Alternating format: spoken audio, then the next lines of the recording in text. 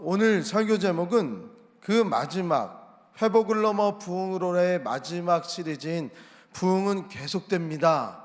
그리고 이 말씀의 또 다른 기도 제목은 부흥은 계속돼야 합니다라는 부제를 가지고 같이 은혜를 나누고자 합니다. 생각을 해보면 멀지 않았던 시기에 우리 교회는 참 부흥이라는 단어를 많이 사용을 했습니다. 부흥하지 않은 교회가 없을 정도로 이곳저곳에서 개척을 했다 하면 그 개척했던 교회가 상가에서 이제 땅을 사고 땅을 사면 건물을 짓고 더 큰 교회를 짓는 일들이 참 많았습니다. 그래서 부흥을 경험한 부흥한 목회자들의 이야기를 듣는 부흥회가 생기기 시작했어요. 그래서 우리 교회도 한번 부흥을 꿈꾸자고 다 같이 한 목소리로 울부짖고 기도를 했던 때가 얼마 되지 않았습니다. 하지만 교회의 부흥의 때는 다 지나가고 이제 영적 침체기의 시간을 보내져가는 이 시기를 보내는 것 같습니다. 이러한 영적 침체의 모습을 바라보면서 이곳저곳에서 교회에 대한 우려의 목소리를 하고 있어요. 이 우려의 목소리는 어떤 거냐면 어떠한 목사님 때문에, 한 사람 때문에 이 교회가 이렇게 어지러워졌다고, 어떤 한 교회 때문에 한국 교회가 지금 그 부흥의 때를 다 잊어버리고 쇠퇴기로 넘어가게 됐다고. 이러한 우려의 소리는 이제 우려를 넘어서는 모습으로 보여지고 있습니다. 그러면서 점점 이러한 갈등들과 이러한 비판의 소리들이 많아지면서 교회가 과연 미래의 교회는 어떻게 될까라는 우려가 생기게 마련입니다. 정말 이러다 교회가 어떻게 되진 않을까, 다 문을 닫진 않을까. 또 특히 코로나 시국에 우리가 많이 두려워했었잖아요. 그런데 이러한 모습은 교회만의 문제는 아닌 것 같아요. 우리 성도님들 한 분 한 분 한 분의 삶을 잘 생각해 보세요. 나의 인생은 어떻게 될까? 고민스러울 때가 있으시죠? 어느 한 기업체에 이력서를 낸 우리 청년들이 있다고 생각하면 이제 거기서 부푼 마음을 갖고 좋은 그 결과를 생각하면서 이력서를 냈는데 메시지를 받은 것은 다음 기회에 다시 지원해 주세요 라고 계속 반복적인 이 답장을 듣게 된다면 과연 나는 무엇을 하면서 어떻게 살아가야 되고 무엇을 준비해야 될까 막막해질 때가 있어요. 그리고 무심히 병원에 가서 진료를 받고 나오는데 의사 선생님께서 우리가 예측하지 못했던 그 검사의 결과를 통보해 줄 때 나의 건강은, 나의 인생은 그럼 어떻게 되는 것인가 걱정이 될 때가 이것만이 아니죠. 여러 상황 가운데서 우리가 이런 걱정의 것들은 계속 나오게 됩니다. 우리의 신앙에서도 마찬가지예요. 개인에게 부흥은 무엇입니까? 어쩌면 형통일 것 같아요. 잘 되는 것 같아요. 물질적으로나 사업적으로나 잘 되는 것이 우리 성도님들의 그 부흥의 모습일 것 같습니다. 그런데 우리의 삶이 이렇게 부흥의 삶을 살아가지 못하면서 점점 불안정해져 가고 두려움만 생겨져 나갈 때, 그러면서 내가 어떻게 할지 몰라 하면서 그 두려움이 우리의 삶을 다 삼키려고 할 때 우리는 무엇을 해야 될까요? 무엇을 해야 될까요? 교회에서 이럴 때는 기도입니다. 다 아시는 대답인데 기도죠. 우리가 너무나도 잘 아는 이러한 때 우리는 기도해야 되는 거예요. 우리가 이미 다 알고 있지만 너무나도 하기 어려운 기도, 이거는 그냥 우리 아이들한테 공부 열심히 하면 공부 잘할 수 있다처럼 우리는 기도를 하면 모든 것이 다 해결받을 수 있다라고 이야기들을 하잖아요.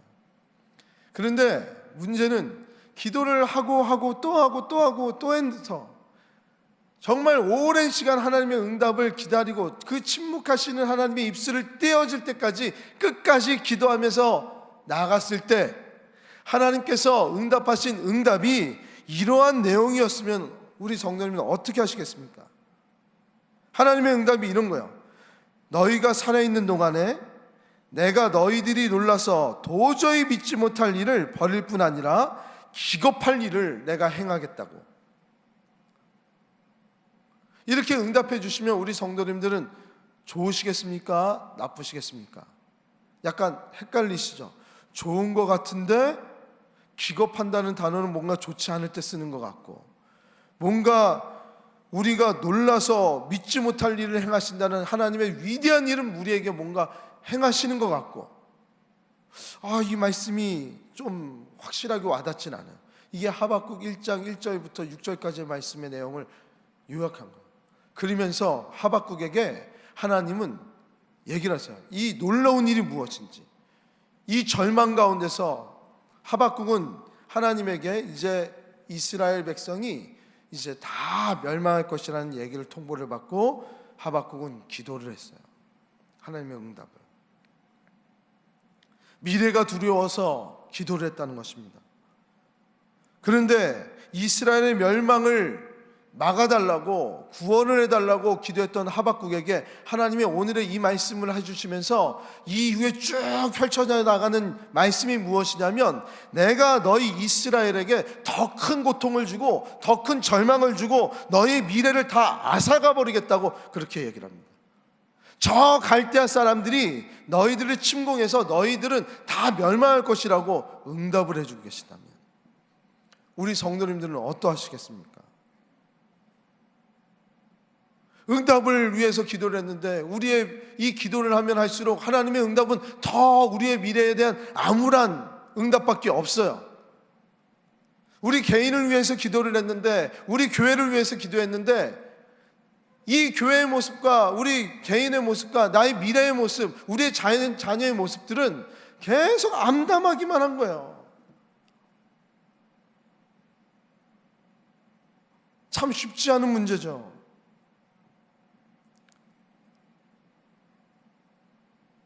그러면서 하나님은 하박국 말씀 1장 5절에 그 진노를 이야기하시기 전에 이런 얘기를 하십니다. 5절에 너희들이 믿지 못할 일을 행할 것이라 그래요. 누가 너희에게 말할지라도 너희가 믿지 아니하리라고 말씀하세요. 하나님의 일을 할 건데, 내가 너희들이 살아있는 동안에 한 일을 할 건데 너희들이 믿지 못할 일을 할 거라고. 그러면서 쭉 얘기하는 게 이스라엘 민족의 멸망의 이야기였다는 거예요. 하박국은 이 말씀을 들었을 때 어땠을까요? 이 응답을 받아들이기 쉬웠을까요? 어려웠을까요? 이거는 누가 봐도 어려웠을 거예요. 특히나 지금 하박국이 살았던 이 시대는요, 북이스라엘과 남이스라엘로 나눠졌던 시기였습니다. 북이스라엘은 하나님을 섬기지 않는 왕들이 통치한 나라로 완전히 타락한 나라가 됐어요. 처음에는 10지파가 거기에 다 있었습니다. 그런데 레위 지파가 이르다가는 우리 안 되겠다 그래서 이제 하나님을 섬기는 남유다로 내려오게 됩니다. 그래서 9지파와 3지파가 남아져. 그래서 남유다는 그래도 하나님을 섬기는 왕이 통치를 하고 하나님을 그래도 끝까지 섬겨보려고 하는 노력들이 그 역사적으로 보면 보여져요. 그런데 북이스라엘이 먼저 하나님 앞에 범죄를 하니까 아수르라는 그 다른 나라 사람이 내려와서 북이스라엘을 다 멸망시켜 버렸습니다. 그리고 그들의 자녀들과 이스라엘 백성들을 다 노예로 끌고 가버렸어요. 이 모습을 본 사람이 바로 하박국이에요. 그런데 하박국에게 하나님이 이제 남유다도 멸망시킬 것이라고 얘기할 때 하박국의 마음은 어땠을까요?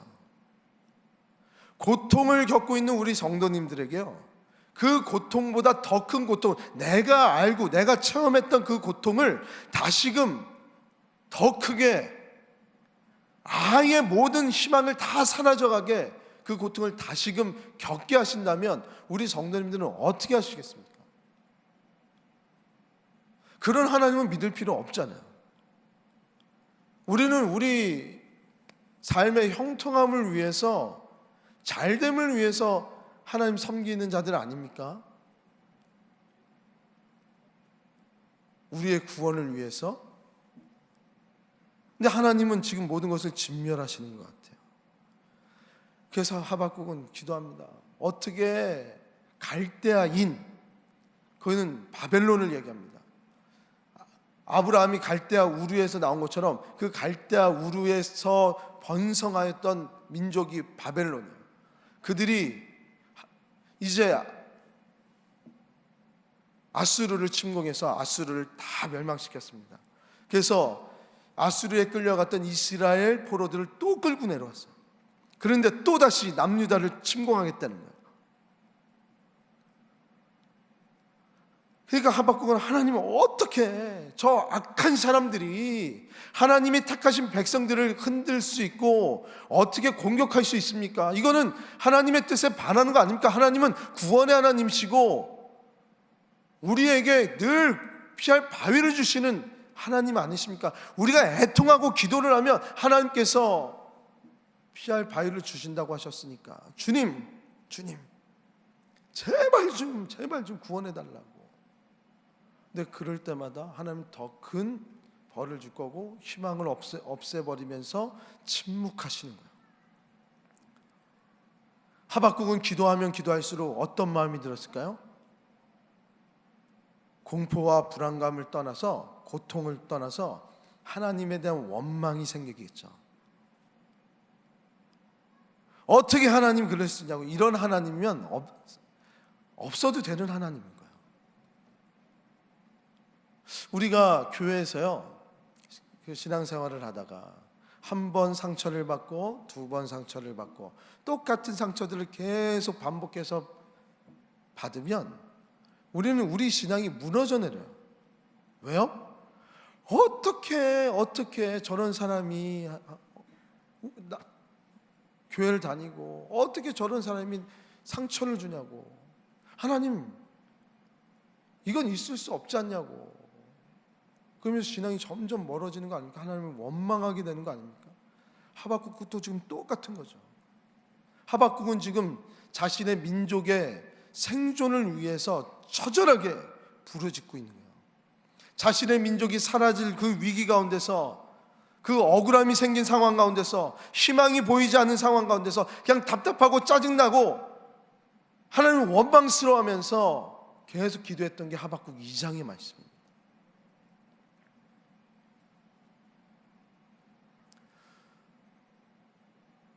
우리는 이런 절망 가운데서 우리는 뭘 할 수 있을까 낙담하게 될 때, 혹시 우리 불철주야 특밤에 오셨을 때 우리가 레터지를 계속 드렸었는데요, 못 오신 분들은 한번 우리가 레터지를 홈페이지에 계속 올리는데 그걸 보셨으면 좋겠습니다.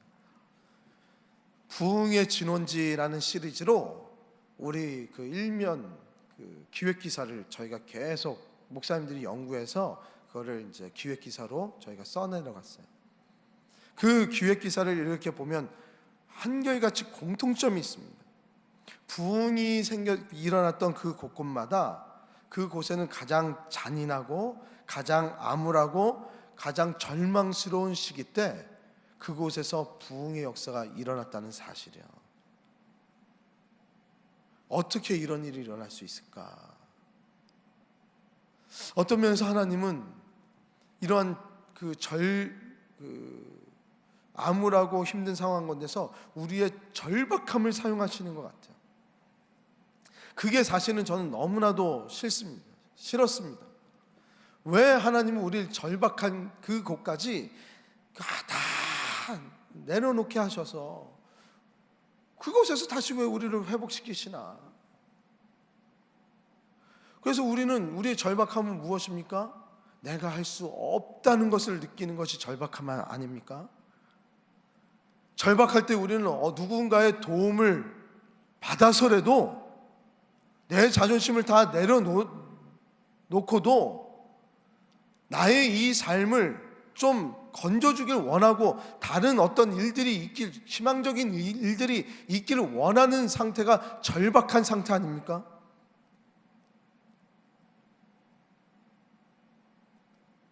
우리 인생 잘 생각해 보세요. 우리는 하나님이 천지를 창조하셨을 때 흙으로 창조하셨습니다. 그러니까 우리는 흙이에요.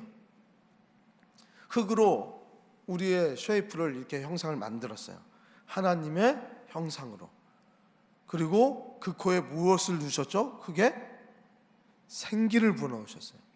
그래서 생기가 영이 되어 버렸어요. 우리가 흙이 영적인 존재로 하나님의 형상으로 지금 우리의 모양으로 만들어졌다는 거예요.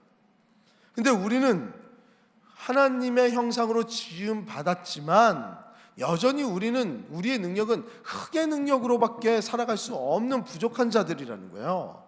그런데 하나님이 우리를 하나님의 형상으로 만들어져 놓다 보니까 우리가 하나님인 양, 하나님인 것처럼 착각하면서 하나님의 역할을 하려고 하는 거예요. 그러니까 우리의 절박함의 상태에서 우리가 느껴야 되는 것은 무엇이냐면요, 바로 내가 흙임을 고백할 때라는 것을 느끼라는 거예요. 내가 절박할 때 누군가의 도움이 필요한데 그 도움이 내가 능력이 없고 내가 힘이 없고 내가 돈이 없고 내가 백이 없고 뭐가 없어서가 아니라 이 절박한 순간에 난 흙이었었지. 나에게 생명을 주신 그 하나님에게, 나에게 생명 주신 그 하나님에게, 나에게 능력 주시는 그 하나님에게 도움을 청하는 사인이, 그 시간이 바로 절박한 시간이라는 사실입니다. 흙인데 하나님처럼 되고자 했던 나의 연약함, 나의 죄를 회개하면서요, 하나님 앞에 도움을 구하는 때가 절박함의 시간의 때라는 거예요. 이러할 때 모든 세계의 역사에, 기독교 역사의 부흥은 그때 임하게 됐습니다. 절박할 때. 제가 말씀드렸죠. 근데 하나님은 왜 우리를 절박할 때까지 내몰아주셔야 됐냐고. 이해가 안 되잖아요. 그냥 조금만 타흘르면 될 것을, 나는 말 잘 듣는 아들이었거든요. 조금만 타흘르면 그냥 저는 잘 안 했어요. 우리 아들들, 딸들 같지 않게, 여러분들 우리 자녀들 같지 않게 난 부모님 말을 잘 들었던 아들 중이라고 생각을 해요. 이분이니까, 어머니 아버지가 안 계시니까 여기. 말을 너무 안 들으면 막 타일러도 되는데, 그래도 우리 성도님들 하나님 말씀 잘 들으려고 노력하는 분들이잖아요. 아멘? 근데 왜 그렇게 힘들게 하냐는 거예요. 우리는 여기서 내가 너희들이 믿지 못할 일을 행하겠다는 이 말씀에 주목을 해야 돼요. 이게 제 설교의 키예요. 아까 말씀드렸던 하박국 1장 5절의 말씀에 하나님이 너희들이 믿지 못할 일을 행하겠다라고 얘기한 그 이후에 계속 너희들을 포로로, 너희들의 모든 미래가 암울하게끔 자꾸 만들어 놓으셨단 말이에요. 그러다 보니까 하박국은 무슨 생각을 합니까? 우리들이 믿지 못할 일은 우리가 상상할 수 없을 만한 어마어마한 재앙을 우리에게 주시겠나 보다. 이 말씀 그렇게 해석한단 말이에요. 저도 그렇게 해석했단 말이에요. 처음에.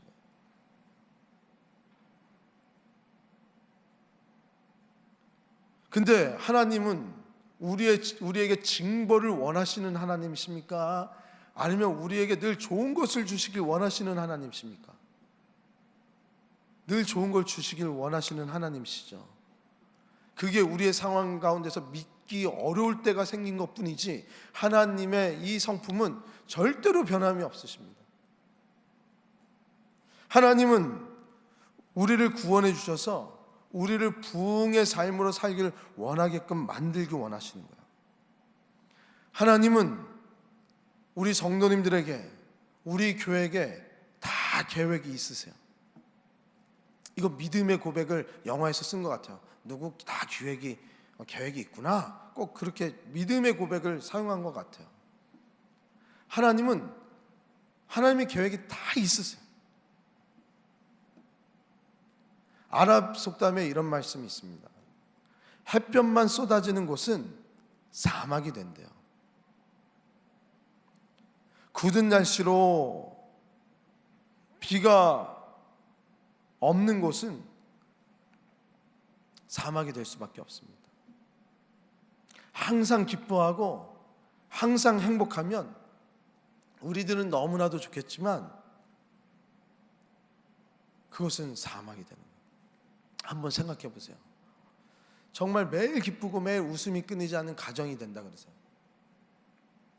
그게 진짜 가정일까요? 우리가 찐 남매 그러면 찐 형제라고 얘기하면 어떤 것을 찐 형제라고 하고 찐 자매라고 남매라고 하고 찐 자매라고 합니까? 예? 사소한 거 가지고도 막 싸우면 얘네들이 찐 남매 맞구나 그러잖아요. 그러니까 너무 자녀들 싸운다고 뭐라 그러실 필요 없어요. 싸우면서 큰다는 게 맞아요. 형제니까 싸우는 거고요. 편하니까 얘기 다 하는 거예요. 너무 싸우지 못하게 예의만 차리면 그게 형제입니까? 부모님에게 부모님 오셨습니까? 맨날 그렇게만 하면은 그게 가족입니까? 그게 행복한 삶은 아니겠죠. 우리 한국교회는 잘 생각해 보세요. 정말 많은 시간 행복했습니다. 많은 시간 기뻐했고요. 많은 시간 축복을 누렸습니다. 그러면서 눈물이 사라지면서 능력도 사라졌습니다. 눈물이 말라버리면서 성령님께서 부어주시는 은혜의 단비도 우린 기대하지 못하는 그러한 시대가 되어버렸습니다. 그냥 웃고 즐기고 기뻐하는 사이에 교회는요 삭막한 사막이 되어버렸어요. 우리 한국교회 정말 생각해 보세요. 맨 마지막 그 두 번의 글에 우리가 평양 대부흥운동 그리고 빌리그램 부흥의 근원지 그래서 여의도 그걸 우리가 기획기사를 올렸는데 그 시대를 보세요. 우리 민족에게 가장 부흥이 뜨겁게 기적적으로 막 불붙듯이 일어났을 때는 눈물이 가장 많았을 때, 한국전쟁 이후에 가장 처절했을 때, 모든 것이 살기 어려웠을 때, 절망 가운데 있었을 때, 희망이 없었을 때, 얼마나 살기 어려웠든지 먹을 것이 없어서 꿀꿀이 죽을 먹었던 것이 우리의 시대 아닙니까? 먹다 남은 것 다 쓰레기, 음식물 쓰레기를 넣고 한 번에 끓여서 그거를 먹었던 민족이에요 우리가. 근데 그때 교회 나와서 찬송하고 기도하고 울면서 통곡하는 사람이 많았습니다. 왜? 절실했으니까요. 그때 내가 흙이구나를 느꼈으니까요. 내 힘으로 되는 것이 없구나를 느끼는 그 순간이 되어버렸으니까요. 그 통곡은 그냥 울면서 믿음의 한탄으로만 끝난 것이 아니고요, 그렇게 기도하고 찬송하고 예배드리고 난 다음에 삶은 똑같이 변함이 없었지만 한 가지 흔적이 남아진 것이 있었죠. 그것이 무엇입니까? 우리 마음속에 기쁨이 샘솟는 거예요. 우리의 눈물이 웃음이 되어버리는 거예요. 참된 기쁨과 만족과 그 형통이 무엇인지를 알았던 세대가 우리 부흥의 세대였다는 겁니다. 우리가 늘 기뻐하고 행복을 추구하면 우리는 어떻게 될까요? 우리는 이 기도의 제목 잘 생각해 보세요. 늘 기뻐하고 늘 행복을 추구하는 삶은 어쩌면 우리의 생존을 위해서 구하는 하박국의 모습과 똑같은 겁니다. 우리의 생존을 위해서 기도하는 거예요. 그런데 이 생존을 위한 기도가 얼마나 위험해지는지 아십니까? 우리는 사랑을 얻고 싶은데, 물질을 원하는데, 성공을 원하는데, 존경을 간절히 원하는데, 그런 곳에 내가 그 길에 있지 않고 다른 길에 서 있다고 생각을 해보세요. 늘 거절당하고, 늘 가난하고요, 늘 실패하고, 늘 경멸의 대상이고, 늘 힘들고. 그렇게 된다면 우리 성도님들은 마음이 어떻겠어요? 큰 좌절이 오겠죠. 미래가 두려워지겠죠. 공포가 오겠죠. 그러면 사람들은 뭘 하는지 아십니까? 나의 생존을 위해서, 이 두려움을 없애기 위해서 우상들을 만들기 시작하는 거예요. 나의 웃음을 위해서요, 나의 만족을 위해서 우상을 만들기 시작합니다. 왜? 우리도 위로가 필요하니까. 하나님은 자꾸 우리에게 재앙을 주는 것 같아요. 너희들이 믿지 못할 일을 하신다고 계속 얘기를 하시니까, 그것이 진노인 것처럼 느껴지니까, 그것이 절망인 것처럼 느껴지니까 우리는 하나님 이외에 다른 우상들을 자꾸 만들기 시작합니다. 그래서 우리가 느낄 수 없는 기쁨과 만족과 사랑을 얻기 위해서 계속 우리는 이 우상들을 생성해 나가는 거예요. 이스라엘도요, 자신들의 만족과 웃음을 위해서 이 우상들을 만들어 나갔던 거예요. 하나님은 눈물로, 간절함으로, 절박함으로 이 우상들을 다 제거하기를 원하셨던 거예요. 그러면서 정말 기쁨이 무엇인지를 알게 하기 원하셨고, 정말 생명이 무엇인지를 알게 해주시기를 원하셨던 거예요. 하박국은 처음에 자신의 생존을 위해서 기도를 했습니다. 이 민족을 살려달라고, 구원해달라고.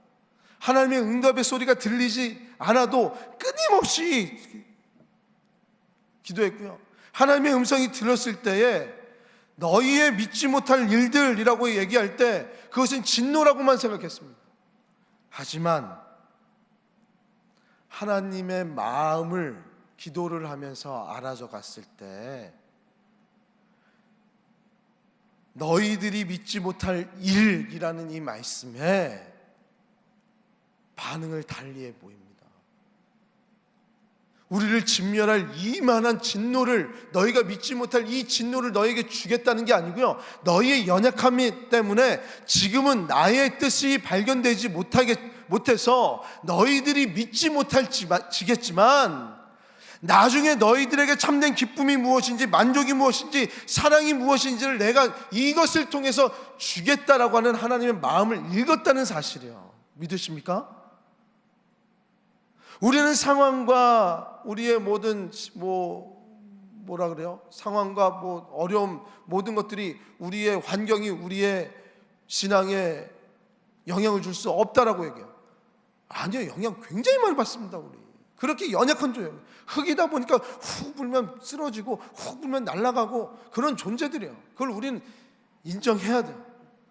그거를 인정 안 하려고 우리는 자꾸 쇠붙이를 붙이고 우상을 붙이고, 이 흙이 무너지지 않기 위해서 하나님 의지하지 않고 다른 것들로 장착을 하는 우리의 모습들이 얼마나 견고해졌는지, 우리의 우상을 무너뜨리기가 너무 어려워졌다는 사실입니다.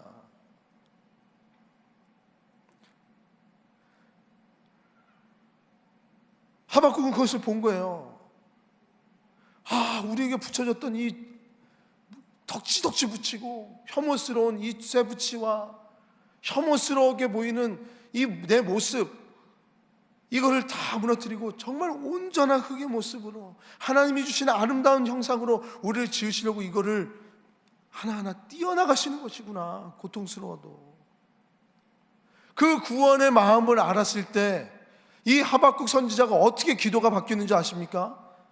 오늘의 말씀 3장 2절의 말씀인 거예요. 그게 한번 우리 다 같이 읽어보겠습니다. 시작. 여호와여, 내가 주께 대한 소문을 듣고 놀랐나이다.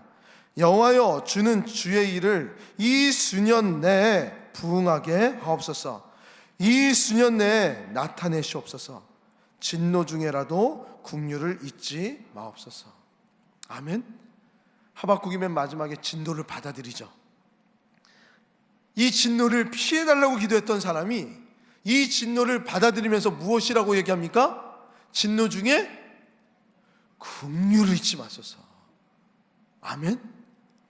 진노 중에 긍휼을 잊지 마소서라는 이 마음이 부흥이라는 거예요.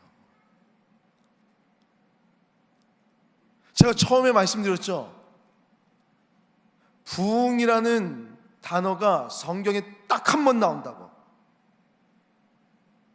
그것이 하박국의 오늘의 말씀이에요. 우리의 상황을 다 정리시켜주는 게 부흥이 아닙니다. 우리 시은속교회가 지금 저는 이미 부흥의 반열에 올랐고 하나님께서 우리 성도님들에게 부흥을 약속해 주셨어요. 아담 때부터 아브라함에 이어져 예수 그리스도까지 이어지는 그 언약의 징표, 이 언약을 한 번도 소홀히 여기지 아니하시고요, 항상 신실하게 하나님이 이 구원의 역사를 이루시기 위해서 우리와 늘 함께 붙어 계시던 분이에요.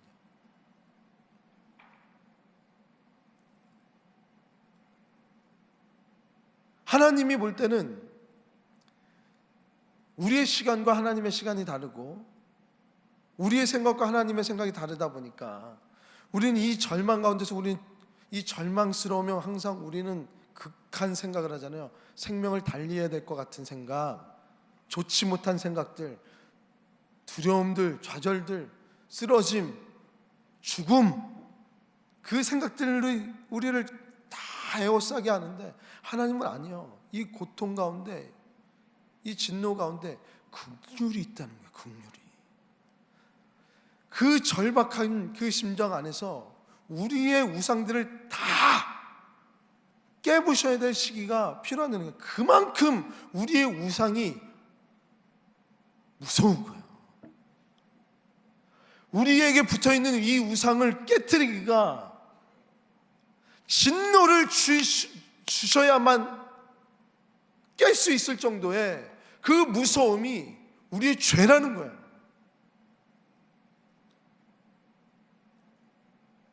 우리 특밤 때 목사님이 얘기하셨잖아요. 죄는 뭐죠 이거? 딱 달라붙는 거?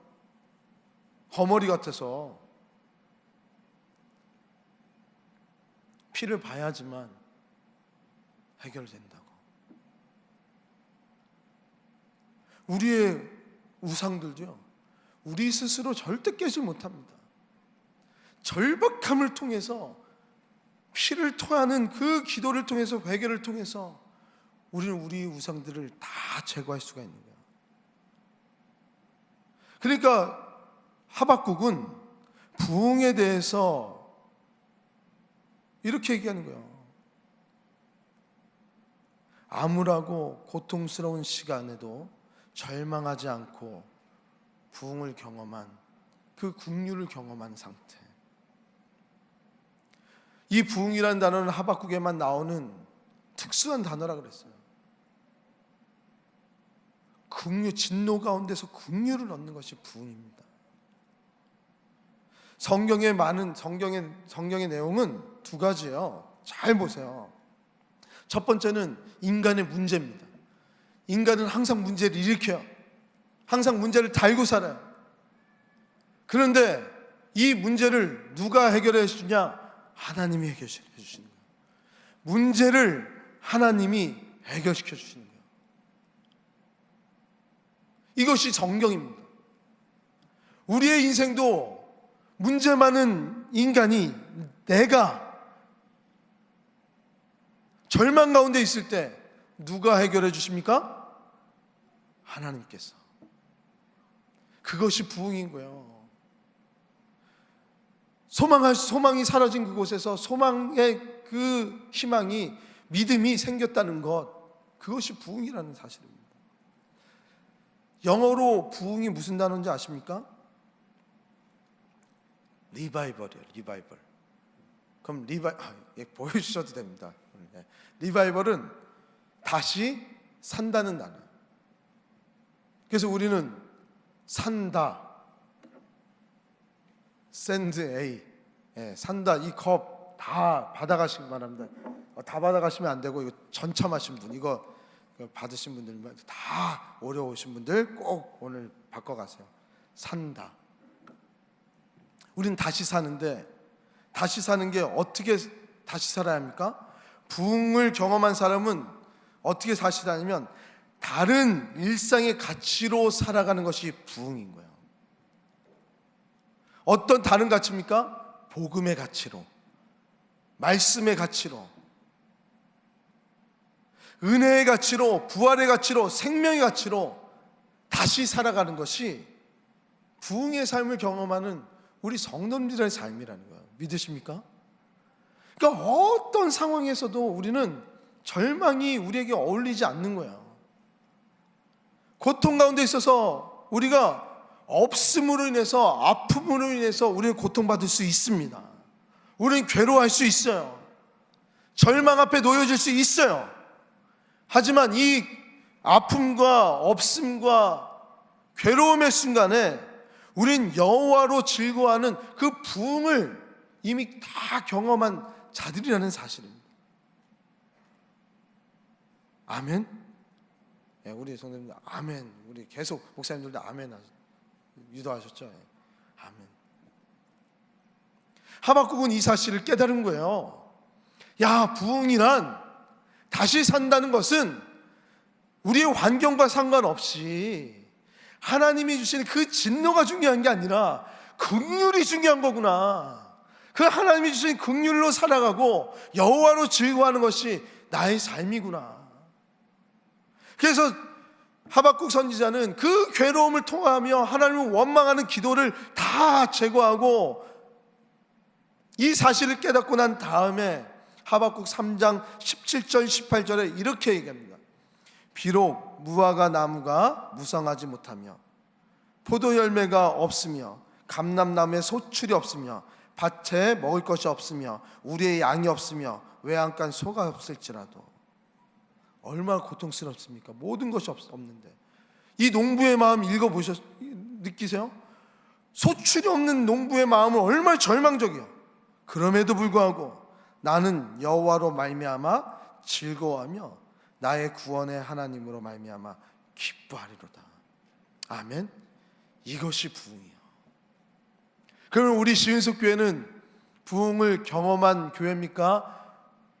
부흥을 경험하지 않은 교회입니까? 저는 이미 부흥을 경험했다고 봐요. 부흥의 시기라고 보는 거예요. 절망 가운데서도, 소망할 수 없는 가운데서도 소망의 믿음을 가지고 사는 자들, 코로나 가운데서도 어려움을 이겨내면서 하나님은 나를 정말 끝까지 책임져 주실 것이라는 그 소망 가지고 살아가는 우리 믿음의 성도님들, 부흥을 경험한 자입니다. 다른 일상의 가치를 가지고 살아가는 자가 되었다는 사실을 꼭 믿으시기 바랍니다. 우리 성도님들 너무나도 존귀한 분들이세요. 하나님께서 한 분 한 분 한 분에게 긍휼을, 어떤 상황 가운데서 긍휼을 베풀어 주신 분이시니까. 이쯤 되면 특세를 나오신 분들은 타이밍이 여기구나 느낌이 오시죠? 우리가 특밤 때 연습을 했어요. 무화과 나뭇잎을. 그래서 우리 설교를 끝내기 전에 우리